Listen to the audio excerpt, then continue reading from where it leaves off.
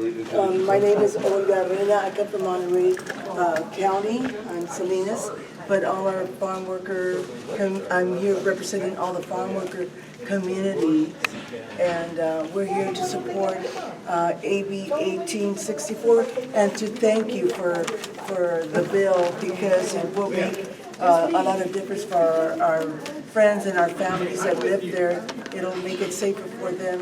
Pesticide use has been an ongoing problem since Cesar Chavez was in California, and it continues to be a problem if it's not regulated and we find out what's being used in our fields and our community. Certainly thanks for doing this for us. Thank you for this. My name is David Carr. Here's my 2 business cards. Perfect. So I'm a school board member in Greenfield and also a member of the California School Employees Association. And we want to thank the assembly member for supporting the bill. And I have something from last time. I said I would add something to add to your office, because it was missing a PC. And so I took the time yesterday to go over the MPC. And there's a story behind that one, because this is one of the last old pennants that they have. They're not making these anymore. So they have a new design. So just to let them know, David Kong did promise. I mean, he did fulfill his promise. And this was from last year, you know. And so, also talking about AB 1864, we have preschools that are right. We have preschool classrooms and play yards right next to the fields in Greenfield, and so the pesticides are being sprayed there. And it's great to know, although we do have a law about about the quarter-mile buffer zone, but we want to know when they're being sprayed and and what's being sprayed.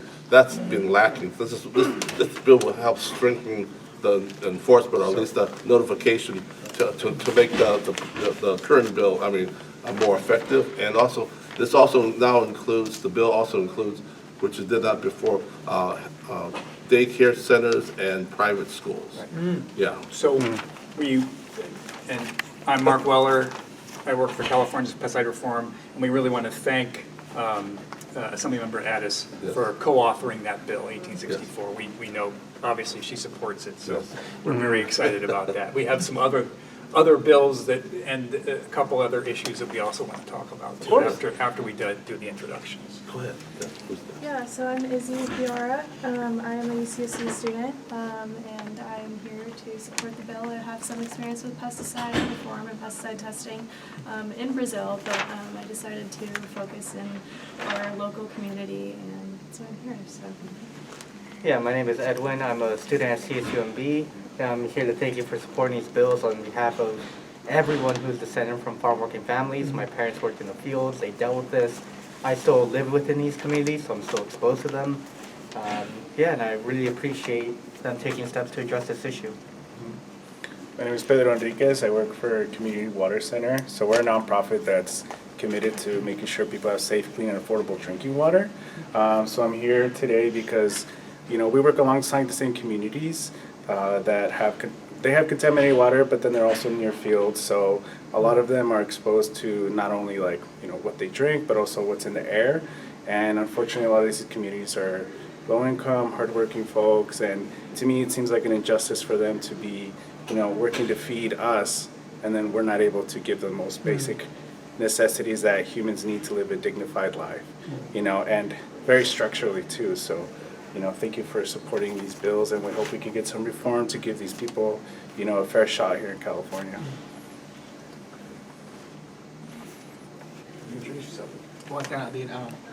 Again, I'm sorry, I was coughing. Victor Caraves, the new political organizing for Monterey Bay Center Level Council. We represent about 84 unions throughout Monterey, Santa Cruz County. And basically I'm here to support my colleagues in these particular issues, especially for working families, farm workers, and for their safety and well-being. These people work day in, day out, every day, hard-working people, and I think they deserve justice also in the workplace. Thank you. Great, nice to meet you all. Thank you. So another bill that we urge Assemblymember Addis to support is a bill to ban a pesticide that's already banned in 68 countries. Paraquat, that would be AB 1963. Is that That's what it says right. in the paper? Sounds right. Yes, yes. Oh, here, we're gonna give you that paper that has that information on it. And you know, Yeah. some of us are old enough to remember Michael J. Fox. Right, yeah, yes. And He's still Back to the famous. Future. He's still Yes, okay. famous. Yeah. Okay, It so- sounded familiar. So he's developed Parkinson's disease, and his foundation, as well as the Environmental Working Group, are sponsoring this bill. And we really think it's important that California catch up basically to the rest of the world and make sure that our farm working communities are not exposed to Paraquat, which it's not just Parkinson's, it's childhood cancer, and it's all kinds of other health concerns we have about Paraquat. It's also, it's an antique pesticide. It was like 1950s and 60s. I don't know why we're still using it today. Anybody else like that? Oh, Paraquat. AB 1963 is a pesticide that has been prohibited, and so we are facing this again in the farm worker community. It does cause cancer and that Parkinson's disease. We have plenty of other problems we need to face with our farm worker community, and this is just one more thing that we would be facing. We urge a support vote on this bill. And I think worth noting that, you know, because it's banned in 60 other countries, there are alternatives. And it's not like this is our only option, so I think that's worth mentioning. And in no country where it's been banned has there been a drop-off in agriculture, like they always promise. It's been the fields that were applied with Paraquat in other countries have not been a problem. So we know we can figure that one out. We have another bill which we urge support if amended. It's AB 2113. Yeah. You want to say something about that, Dave? DPR is requesting an increase in their mill fee, which is funds that that they get from for the budget from manufacturers. Is that what it is? Yeah. So it's part of so they're asking for a fee increase for those from those people that are for the to increase their pesticide sales. Unfortunately, the money that they're trying to raise, it doesn't include the money should go to help fund. There's what we call there's a new environmental justice advisory committee that was set up from last year, that was passed last year, and so we want to make sure that we can support that. In that bill, it says that that money from the increase will go toward funding that advisory committee, and then we'll support it. Yes, and as some member had supported Yes. That previous bill too. The previous bill, yeah. And just to make sure that right now the language that says, oh, they just get more money, but it doesn't say where the money's going to go to. Yeah. So if it goes toward that, it's great, because we do need a environmental justice advisory committee so we can help citizens throughout California to help have a say in pesticide regulation and use. Yeah. Anything else, you guys? We would like to support this bill, and so AB 2113 should be amended with what we've already said right now, so it would make the difference for our farm worker community, Sure. and we show strong support for that amendment on that. So in the current language, it doesn't specify where the money goes at all? No, it just says we want more money, and Really? it could go anywhere. It could go for their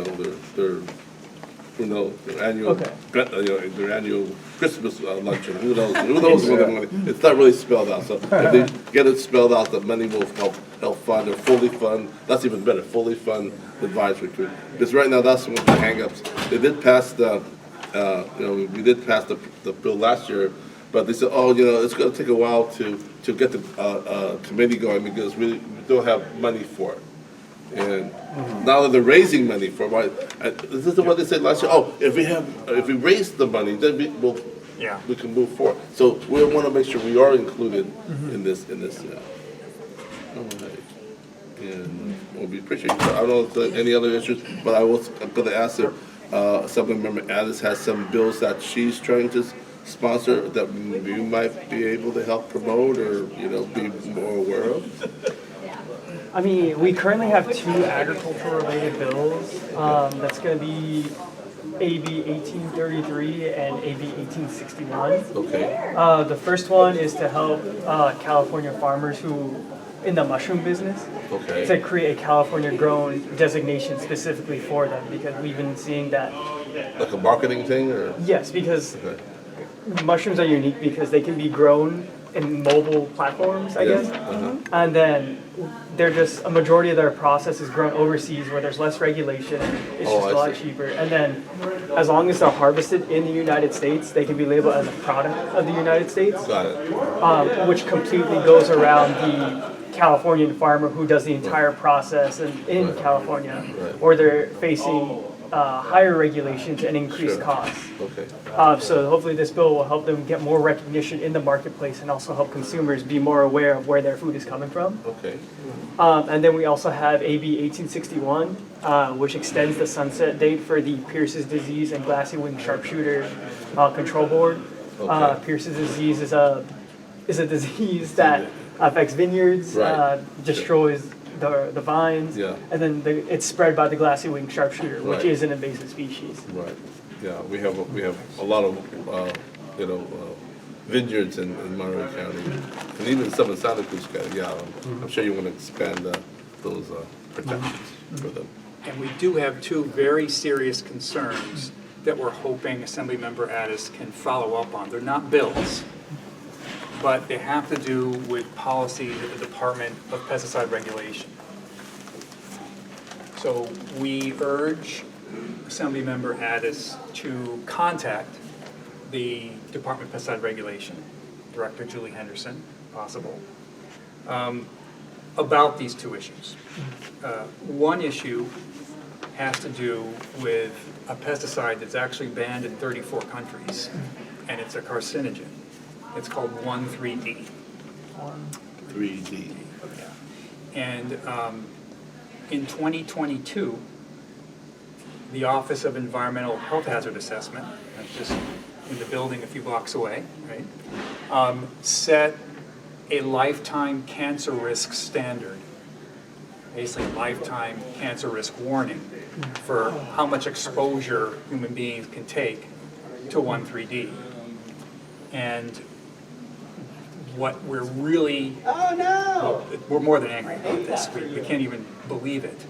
But the Department of Pesticide Regulation has created a new regulation to regulate down to 14 times more than what the Office of Environmental Health Hazard Assessment said is the cancer risk warning level. So if there's 1 in 100,000 extra cancers, this would be 14 in 100,000 extra cancers.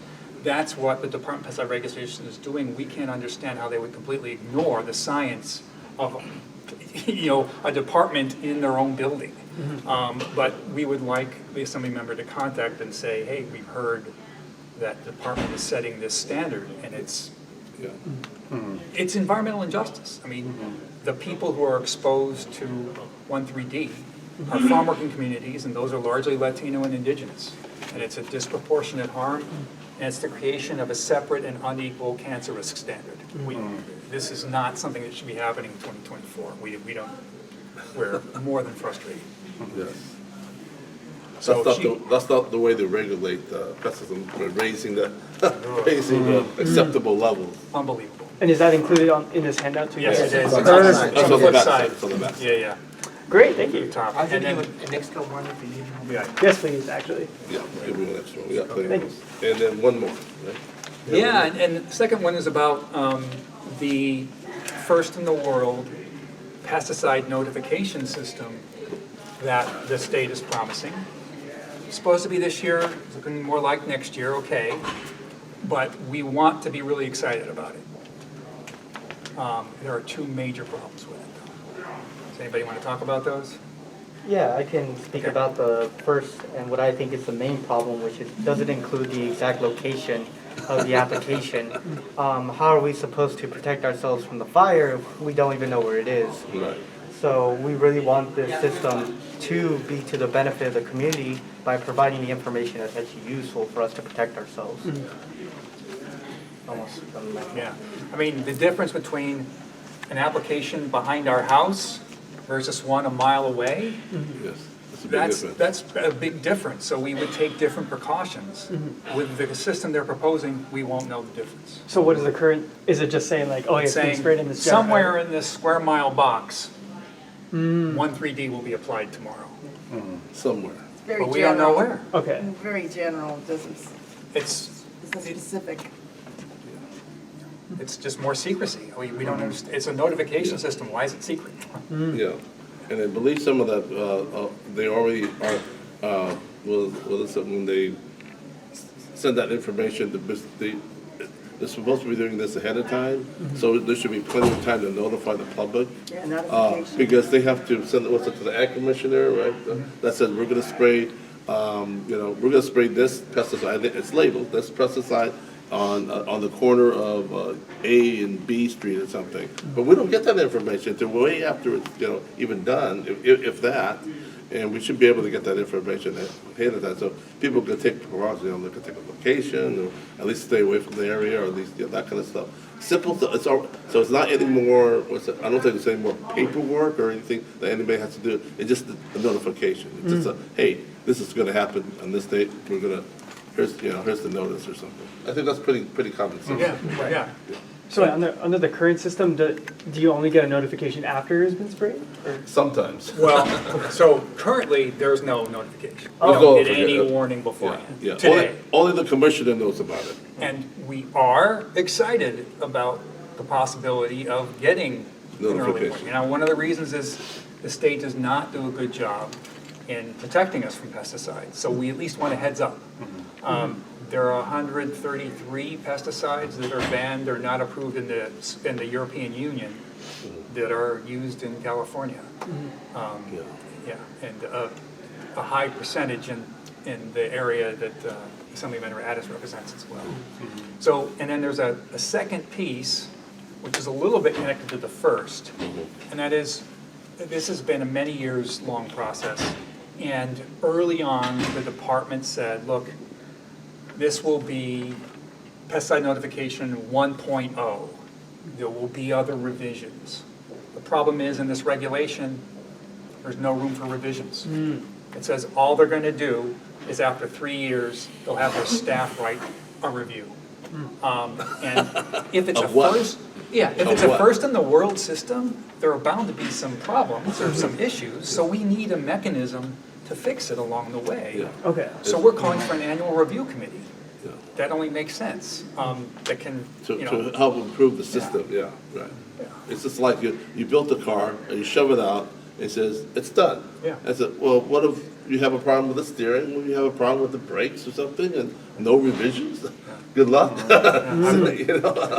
And, Governor Newsom put $10 million into this of the state budget, and we don't want it wasted Yeah. because we can't Yeah. fix a system that has some problems with it. Yeah. So, Did anybody else want to comment on the notification stuff? Well, one thing from the drinking water side, we test for this contaminant called 1,2,3-TCP, which is in the same family of 1,3-D. And it was banned in the 80s, but there wasn't a regulation from the state of California until 2018. So sometimes I go to people's homes and say like, hey, we can test your well for free. They say, fine.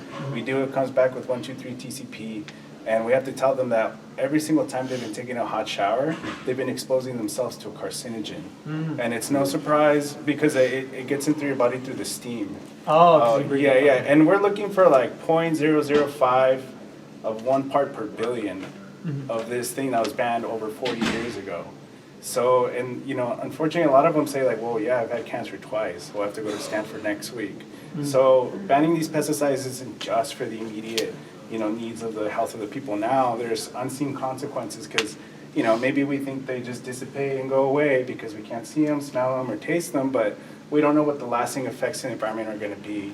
And that's something that worries us. There's a lot of unknowns. So if we have safer ways and alternative methods to still feed people, for, you know, in California and all over the world, then we should pursue them because we can. You know, so this is why it's very important for us to pass these measures and make sure there's strict regulations on them, and work with ag to have safe and like sustainable practices because we can. You know, it's that simple. Thank you. You're welcome.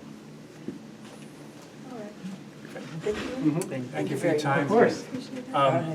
And again, if the assembly member can contact DPR, we can help with a draft a letter if you prefer that, whatever it takes. But they need to hear from our representatives, these two things are not okay. Pandemic, one of those, you know, those when we're. Everyday impact? Yes. All right, come on in. Right on. Feeding with information. And no video, please. We can take a picture after. All right. Well, it's just going to be what they're saying. I mean, it's not like you're going to commit to something. I understand. We have signs out in the front asking no video. Get a draw a state check, public. We can have the meeting, or it's up to you.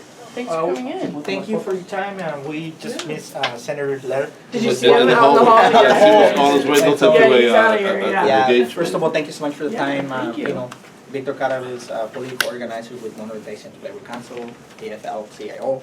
And we have my colleagues here that would like to bring some issues and share some information with you. Let's start over there. Yeah, so I'm just introduce myself. I'm Izzy Piara. I'm a fourth year student at UCSC. I'm studying biology. I have some background with pesticide testing in Brazil, and I'm really interested in, finding, the issues of pesticide usage and reform specific to the San Joaquin Valley. Great. Hi, I'm Olga Reina with United Farm Workers of Monterey County, and we faced the issues in our farm working community because of the pesticide use there. And so we have 3 bills here that we would like to talk about. Hi, my name is Pedro Enriquez. I work for a community water center. So we're a nonprofit that works with, mostly farm worker communities to make sure that all Californians have access to safe, clean, and affordable drinking water. My name is Edwin Lopez. I'm a fourth year at CSUMB, and I'm here to represent students who are the children of farm workers themselves and people who will still actively live in these communities. My name is David Kong. I'm a school board member in Greenfield, and also I'm a member of the California School Employees Association. These are my 2 business cards. Thank you. Okay. And My name is Torres, SAS member. okay. Yeah, Wes White, also a member of SES, and I love transparency. And you're the cameraman. too. Yes. Yeah. Double job. Great. So we want to talk to you about 3 bills. The first one was concerning AB 1864. We know that the Assembly bill, so eventually will come over to the Senate. So this is sponsored by Connolly. It says pesticides, agriculture use near school sites, notification and reporting. We urge the Senator's support on this. Since 2018, thanks to efforts like organizations like ourselves, California school, public children and staff have had protections from in terms of there's a quarter-mile pesticide zone around, buffer zone around schools. Okay, so what this would do was to expand this to private schools as well. So currently, public schools are covered by the quarter-mile buffer and daycares, but we want to add private schools to that list. Okay, and then and also to get notification or about more up-to-date notification with pesticide applications during when they are spraying in that area. So there seems to be a lack of notifications. I guess time is the problem, right? So let's say currently I think the system how it works is at the beginning of the school year, school districts or maybe even the school will get a list of pesticides that will be sprayed during the school year. We don't know when, how it's going to be sprayed. Is it going to be sprayed by the air, by, you know, other methods, we don't know that. So if we know that ahead of time, then we can have our kids or our staff, you know, stay indoors those days. Yeah, so that's really important that we get that up-to-date notification. And I'm gonna have Olga, is there anything I may have missed that you wanted to cover on that? Well, the notification would expand how they keep track of what's going on. So basically, we want to make sure that we get notified in time, what's being used, and where it's being used, so that we can protect ourselves. If it's being used by a school, we want to make sure that the students and the teachers go inside, because there's a certain time of day that you can use the pesticide, and so that's basically it. Yeah, and so, I'm a school board member in Greenfield, so in one of our schools, we have a preschool that's located and playground right across, right next to a vineyard, you know, that they spray applications. And the only thing that's protecting, that's between them and the pesticide is just a chain link fence. And so, depending on the way the wind blows or something, so it'd be great if we get some sort of notification, you know, about that, and so we could protect our staff and our kids. And we're going to talk more about notifications later on, but that's basically that. Does this one have like a timeline basically for when they need to notify? Because I know you said it usually happens right now at the beginning of the year, but with no specifics. Well, it says here that it's supposed to be pesticide spraying is supposed to be prohibited between 6 a.m. and 6 p.m. on school days. But does it, like, for the notification, like, is there a time before, like, could it be like, okay, in the morning they're gonna notify you that it's happening today? Well, that's a good question, but right now we're not getting any really notification. We have no idea. It'd be kind of nice to let them know maybe ahead of time, at least 72 hours ahead of time. Yeah, is that what the bill calls for? 72 hours? Or it's just, it's not specific? That was, that was my. Okay. Actually, we're going to talk more about notification in general in a few minutes. Okay, But hopefully, between what we're talking about the bills and then the other aspect, we'll get a common sense notification system. Okay. Great. From Thank you. DPR. Thank you. So we want to talk about the other bill. Yeah, Paraquat. I can go this way. We urge the Senators to support AB 1963, which is a prohibition on the pesticide known as Paraquat. Paraquat is a very dangerous pesticide which can cause Parkinson's disease, childhood cancer, amongst other deadly illnesses, and is already banned in 60+ countries. We feel that we are systemically letting down the communities that are most infected, which include Latino and Indigenous communities, by refusing to keep with the times with pesticide regulations in regards to Paraquat. Okay, and then we have one more, or what's it, if amended. Who wants to take that? Anybody want to take that one? I think I did the next one. Oh, okay. Okay, so I can take that real quick. So there's another bill called AB 2113 Garcia. We were able to support that if amended. So currently, DPR is requesting an increase in fees from pesticide manufacturers that funds more than 80% of the department's budget. So there's a certain budget, DPR, 80% or at least 80% that's funded by manufacturers of pesticides. Okay, so they want an increase in the fees. We're not against that. If some of the fee money goes toward. Last year there was a environmental justice advisory committee set up that was passed, and but DPR says, well, we don't have money to fund it. So if we have money, that's what they didn't know we were going to do this increase. But so if we have money to fund it, then we can do it. So okay. So now they're asking for more money from these manufacturers. So we think some of that money should go toward that advisory committee, because it's really important that the public community have a voice in pesticide use and safe applications. Just common sense, right? I mean, they're going to ask for more money, and the good nice thing is it's not going to come out of state coffers. It's going to come from the manufacturers, and so it should be a win-win for everybody. Okay. Have they offered any feedback on those proposed amendments? I'm just wondering if. I don't know if they even know Okay. about it. Okay. They're just asking for more money from the Okay. manufacturer. And I said, well, that's great if you Okay. if you include this in it. Yeah, Okay. yeah. Great. And then something we would hope that, John Laird would bring to the DPR's attention is the use of 1,3-D. So this is a pesticide that's been banned in 34 different countries already, right, except for the United States. And there's currently, I think,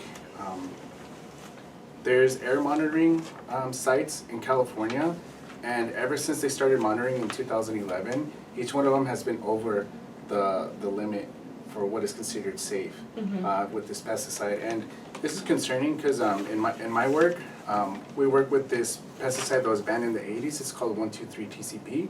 So unfortunately, it took up until 2018 for there to be a maximum contaminant level for it to be regulated by the state of California. So that whole time, people didn't know about it. They weren't able to test our water to see if it was there.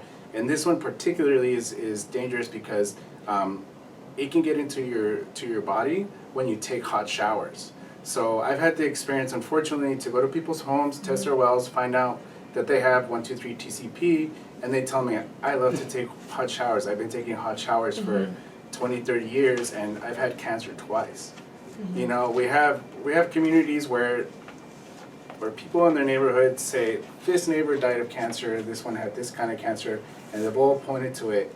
And that's because, we used a pesticide and we didn't know what the long-term effects were gonna be. So when we're talking about pesticide reform and regulation, it isn't just like, it is to protect the people that are living there now, but we also don't know the unintended consequences in the future of this. So this is why it's important. And, as we stated, we're trying to catch up with the rest of the world, right? We're in California, United States, and I think what we're asking for is the most basic, form of information for folks to protect themselves, and the most understood perspective on how to regulate pesticide applications. Every country that has banned these pesticides, they're still able to grow food. I think with us, with all the technology we have, we would still be able to grow food for the world. So in a sense, it's a matter of justice and of basic human necessity and rights. These are all the things that we're asking for today. Thank you. Okay, so there's one more, let's see.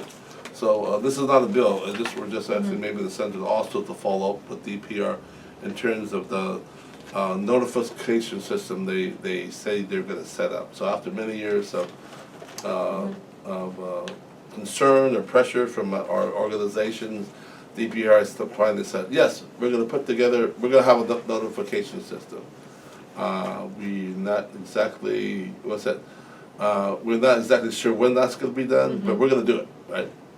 Well, the problem with that is, they said they have a plan, and that the plan has no adjustments in terms of if something doesn't work, you just put out a plan.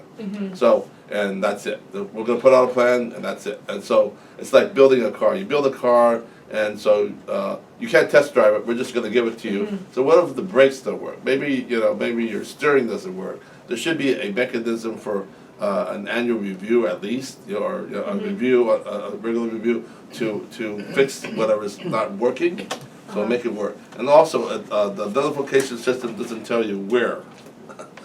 It's very vague in terms of where the notification. So the where is very important. So we need to know exactly where they're going to be doing this. I think they were talking maybe, was it 1 mile, 2 miles? I mean, that's not very precise. And so I think if you're going to do, you should do it right? You're using funds, right? It's just like fixing, it's just like putting together a transportation system or a bus system. If we don't do it right, what's the use, right? You're wasting everybody's time and money. So they need to let us know when they're going to be, where they're going to be doing this application. So so it's not a law, it's not a bill or anything. We're just asking this, maybe look into it. Hopefully, we've been going to some other assembly members and said, maybe if we get, as a group, we get together and say, let's look into this.